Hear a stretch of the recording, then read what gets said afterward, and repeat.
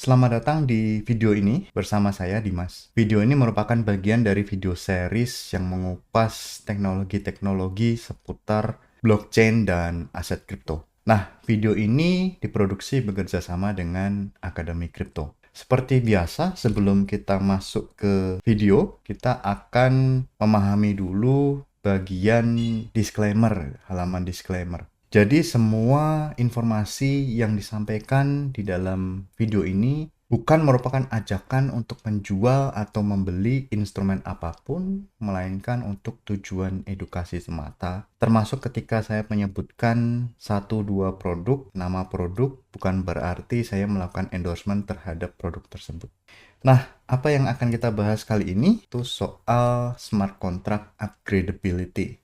Ide kunci dari video ini yang akan disajikan di dalam video ini yaitu bagaimana kita memahami smart contract upgradability. Fitur ini umum ditemukan di Ethereum sebagai satu platform yang sangat terkenal dengan fasilitas smart contract-nya.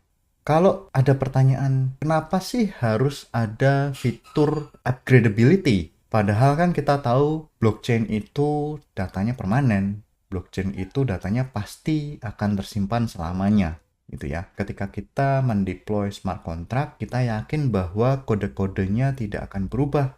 Jadi kodenya tidak bisa diubah siapapun. Oleh karena itu, kita yakin dan percaya bahwa selamanya kode tersebut akan bertindak jujur. Fitur ini atau fasilitas permanen ini tidak ditemukan di kode-kode biasa yang di luar smart contract. Misalnya nanti kalau misalnya ada aplikasi di mana aplikasi tersebut memihak ke pengguna misalnya. Nah, tiba-tiba nanti di bulan depan aplikasinya jadi berubah. Nah, kalau di smart contract seharusnya tidak demikian. Permasalahannya ketika smart contract tersebut bersifat permanen, demikian juga sifatnya akan menurun ketika ada kode yang bermasalah, ketika ada kode yang mengandung persoalan atau permasalahan keamanan. Apa yang terjadi ketika smart contract tersebut berhasil menghimpun dana besar dari masyarakat, kemudian smart contract tersebut ternyata di kemudian hari diketahui bahwa dia mengandung masalah keamanan. Nah, kontroversi muncul. Apakah sebaiknya ada fasilitas untuk memperbaiki supaya dana pengguna itu aman? Ataukah kita merelakan saja misalnya dana tersebut sampai jutaan dolar gitu ya? Apakah kita rela bahwa dana jutaan dolar itu jatuh ke tangan hacker misalnya? Nah, ternyata komunitas lebih prefer atau cenderung memaafkan ketika ada developer yang melakukan upgrade misalnya karena untuk menutupi celah keamanan. Fasilitas tersebut itu disebut dengan upgradability. Nanti akan kita bahas lebih lanjut apa itu upgradability, kemudian bagaimana dipakainya, atau mengapa bisa ada fitur upgradability. Inti dari upgradability di dalam Ethereum atau library yang ada di dalam Ethereum itu adalah memisahkan data storage atau data-data yang tersimpan secara permanen dengan logika pemrogramannya gitu. Jadi yang diinginkan adalah datanya tetap tidak di-upgrade atau tidak berpindah atau tidak diubah, tapi hanya logika pemrogramannya saja atau fungsi-fungsi yang di-upgrade gitu ya, atau fungsi-fungsi yang diperbaiki. Nah, itu yang diinginkan.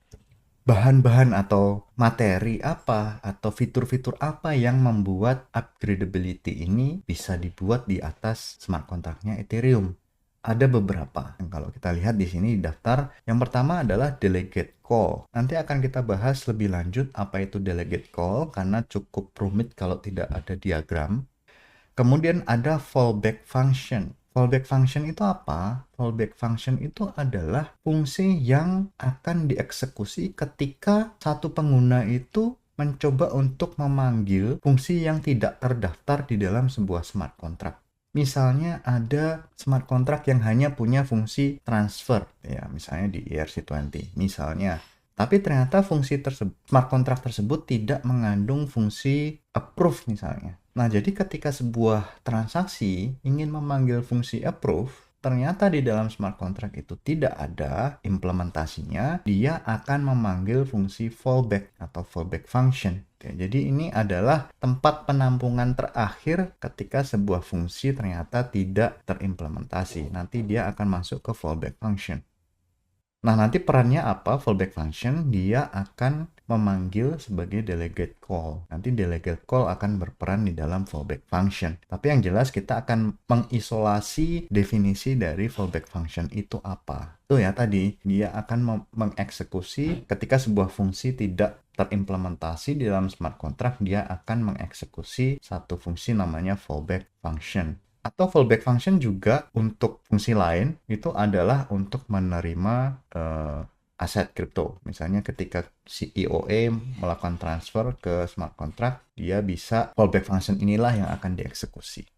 Nah, kemudian ada juga satu kontrak namanya proxy atau proxy contract. Proxy contract ini dia merupakan kontrak yang dipakai untuk menyimpan data. Tadi kan kita sudah membahas bahwa upgradability ini adalah pemisahan antara data dan logika pemrograman atau fungsi-fungsi.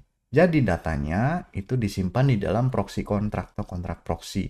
Kemudian logika pemrograman itu ada di implementation contract atau implementasi. Kemudian yang terakhir adalah upgrade admin, yaitu pihak yang berperan pada saat melakukan upgrade. Nah, ini adalah konsep dari delegate call atau penjelasan atau diagram dari delegate call.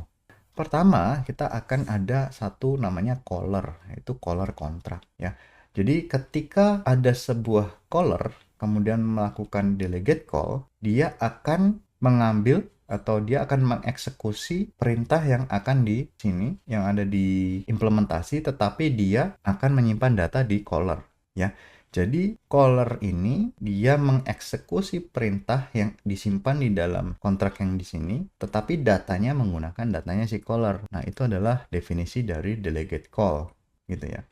Itu misalnya begini, ada satu orang si A gitu atau si Alice itu menyuruh si Bob tolong belikan gorengan misalnya dengan menggunakan uang dia, misalnya tolong belikan gorengan 50.000. Nah, uang 50.000-nya itu merupakan uangnya Alice, tapi siapa yang mengeksekusi itu Bob. Kemudian siapa yang makan gorengan? Alice, gitu ya, Bobnya nggak dikasih. Jadi Bobnya itu hanya menjalankan perintah tapi tidak mengeluarkan uang, kemudian tidak menikmati hasilnya gitu. Jadi Alice sebagai proxy kontrak, kemudian Bob sebagai implementation kontrak. Ini dia.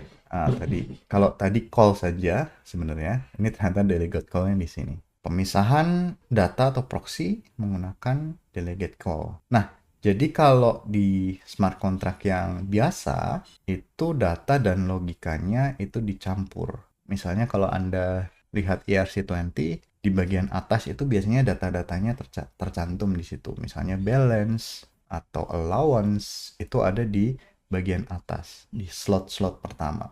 Kemudian logikanya atau fungsi-fungsinya biasanya ada di bagian bawahnya. Nah, kalau di readable contract itu dipisah tadi yang saya bilang.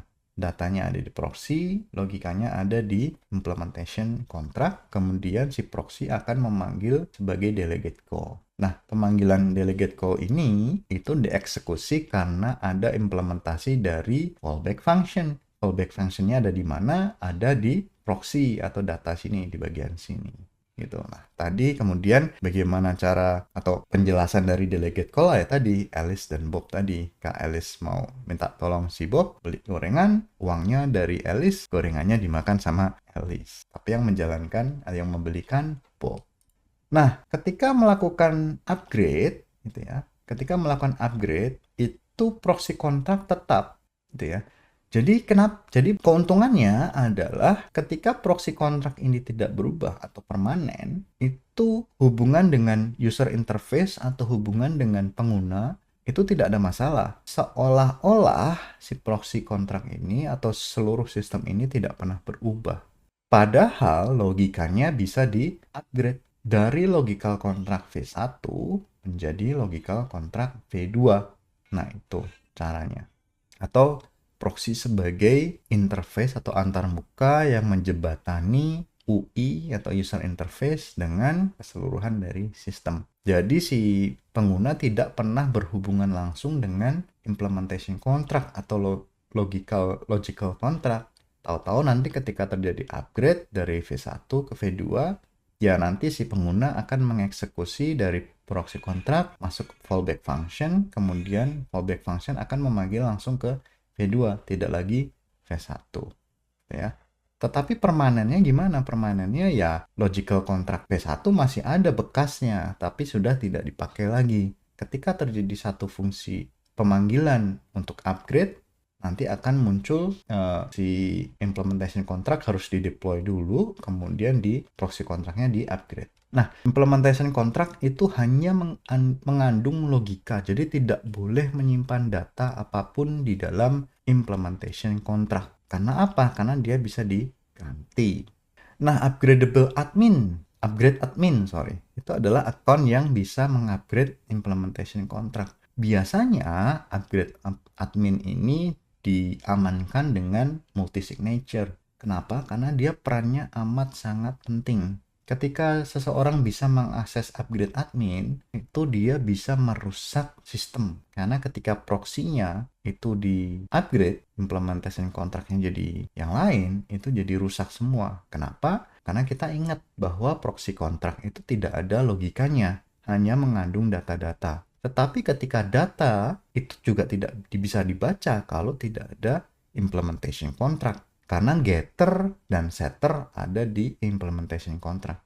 Memang bisa dibaca, tetapi kita harus baca manual pakai model binary, dibaca per slot. Dan itu bukan masalah yang enteng, bukan persoalan yang mudah. Itu akan jadi amat persoalan yang sangat sulit. Jadi upgrade admin itu merupakan aktor yang sentral, yang berperan sentral di dalam upgradability dari smart contract.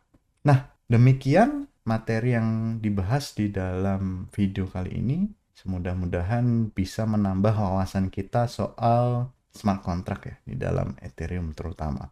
Nah, sampai jumpa di video saya berikutnya. Terima kasih.